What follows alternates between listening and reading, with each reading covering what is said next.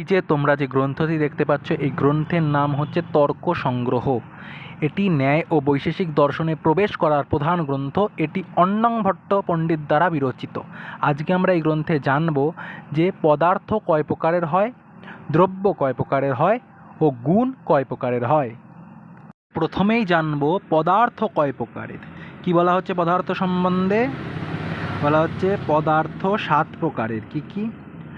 এখানে সংজ্ঞায় বলেছে দ্রব্য, গুণ, কর্ম, সামান্য, বিশেষ, সমবায়া ভাবাহা সপ্ত পদার্থা। অর্থাৎ দ্রব্য, গুণ, কর্ম, সামান্য, এখানে সমবায় রয়েছে, এইখানটা সমবায় হবে না, এখানে হবে বিশেষ, তারপরে যে সমবায়টা আছে এই সমবায়টা হবে, ও অভাব। তো কি হবে? দ্রব্য, গুণ, কর্ম, সামান্য, বিশেষ, সমবায় ও অভাব, এই 7টি পদার্থ। দ্রব্য 9 প্রকারের হয়ে থাকে। এখানে কি বলা হচ্ছে? বলা হচ্ছে পৃথিব্যাপ তেজো বর্ষাকাশ কালো দিগাত্ম মানংসি নব্বৈব। অর্থাৎ দ্রব্য 9 প্রকার। কি কি?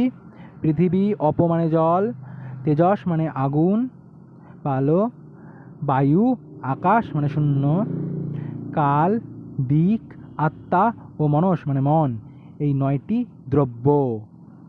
সর্বশেষ যেটা আমরা জানবো সেটা হচ্ছে গুণ কয় প্রকারের হয়। গুণ 24 প্রকারের হয়। কি কি বলছে এই গ্রন্থে? কোন শ্লোকের মাধ্যমে বলা হয়েছে?